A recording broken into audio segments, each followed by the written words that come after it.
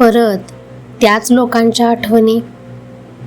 त्यानं मला असं का बोललं, तिनं माझ्यासोबत असं का केलं, याच विचारात स्वतःचा दिवस का वाया घालवतोयस? तू शांत बस. आज मला तुझ्याशी बोलायचंय. तुला त्रास देणारे, तुझ्याबद्दल वाईट बोलणारे आणि सारखं मी करणारे लोक तुला खूप मोठे वाटतायत ना? तुला वाटतंय की ते एवढे अहंकारी असूनही सुखात कसे काय? आणि तू चांगला वागूनही तुला त्रास का? अरे वेड्या, शांत हो. ही त्यांची वेळ आहे, पण न्याय माझा आहे.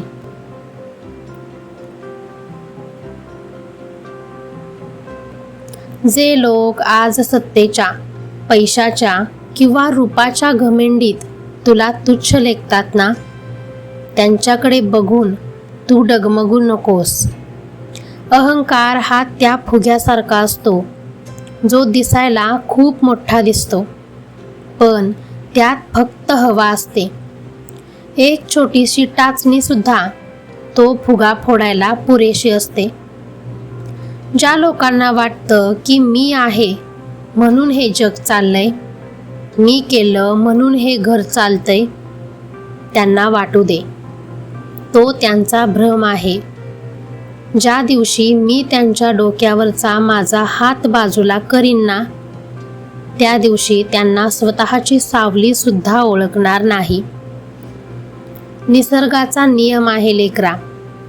जे झाड खूप ताठ असतं आणि वाकायला तयार नसतं, तेच वादळात पहिल्यांदा उन्मळून पडतं. तू लवचिक राहा, तू टिकून राहशील.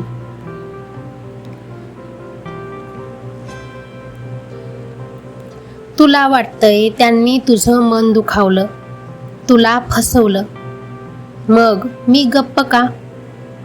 अरे, मी गप्प नाही, मी बघतोय. जेव्हा एखादा माणूस दुसऱ्याचं मन विनाकारण दुखावतो, तेव्हा तो प्रत्यक्ष मला दुःख देतो. त्या लोकांचा हिशोब मी मांडून ठेवलाय. तुला त्यांच्याशी भांडायची गरज नाही. तुला बदला घ्यायची गरज नाही. जर तू बदला घ्यायला गेलास तर तुझ्यात आणि त्यांच्यात फरक काय उरेल? तू फक्त तुझं काम करत राहा. जे लोक तुला आज खाली खेचायचा प्रयत्न करतायत, ते उद्या तुला खूप उंचावर बघून स्वतःच्याच नजरेत पडतील. त्यांचा अहंकारच त्यांचा सर्वात मोठा शत्रू बनेल.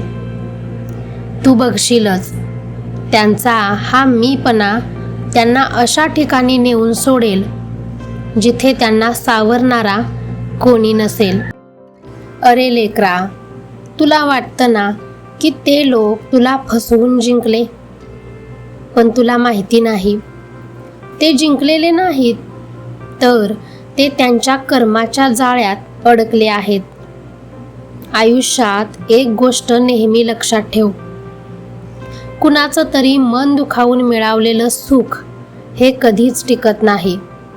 ते वाळूच्या किल्ल्यासारखं असतं, जे लाटेच्या एका धक्क्याने कोसळतं. जे लोक आज तुझ्यावर हसतायत, तुला कमी लेखतायत, त्यांच्या आयुष्यात जेव्हा एखादं संकट येईल ना, तेव्हा त्यांना जाणीव होईल की त्यांनी काय गमावलंय. त्यावेळी त्यांना तुझी आठवण येईल, पण तेव्हा वेळ निघून गेलेली असेल. तुला त्यांच्यावर सूड घ्यायची गरज नाही, कारण वेळ हा सगळ्यात मोठा न्यायाधीश आहे. तू फक्त शांतपणे स्वतःच्या कर्माकडे लक्ष दे. जेव्हा तू कुणाचं वाईट चिंतत नाहीस, तेव्हा साक्षात मी तुझ्या संरक्षणासाठी ढाल बनून उभा असतो. तुझे अश्रू वाया जाणार नाहीत, हे माझं वचन आहे तुला. तू कधी कधी विचार करतोस ना की स्वामी, मी इतका शांत का राहू? मी त्यांना उत्तर का देऊ नये? अरे, उत्तर तर मी देणार आहे. आणि माझं उत्तर असं असेल की समोरच्याला बोलायला शब्दच उरणार नाहीत. तू मौन बाळगलं म्हणजे तू हरला असं नाही, तर तू माझ्यावर पूर्ण विश्वास ठेवला असा त्याचा अर्थ होतो. ज्यांनी तुला एकटं पाडलं त्यांनी खरं तर तुला माझ्या जवळ आणलंय. गर्दीत तू मला विसरला असतास, पण आता या एकांतात तू आणि मीच आहोत. तुला काय वाटतं, तू रडताना मी बघत नाही? तुझ्या उशाशी बसून तुझे डोळे मीच पुसतो. जेव्हा जग तुला म्हणतं की तुझं आता काही खरं नाही, तेव्हा मी तुझ्या कानात हळूच सांगतो, अरे वेड्या, घाबरू नकोस, मी आहे ना. लोकांच्या अहंकाराचा विचार करण्यापेक्षा माझ्या सामर्थ्याचा विचार कर. ज्याच्या पाठीशी त्रैलोक्याचा स्वामी उभा आहे त्याचं हे साधे लोक काय वाकडं करणार? आता हा व्हिडिओ संपल्यानंतर किंवा माझं हे बोलणं ऐकल्यानंतर उठ आणि आरशात बघ. स्वतःच्या डोळ्यात बघून एक स्मितहास्य दे. तुझ्या त्या हास्यातच माझा विजय आहे. त्या अहंकारी लोकांकडे बघून मनात कोणताही राग ठेवू नकोस.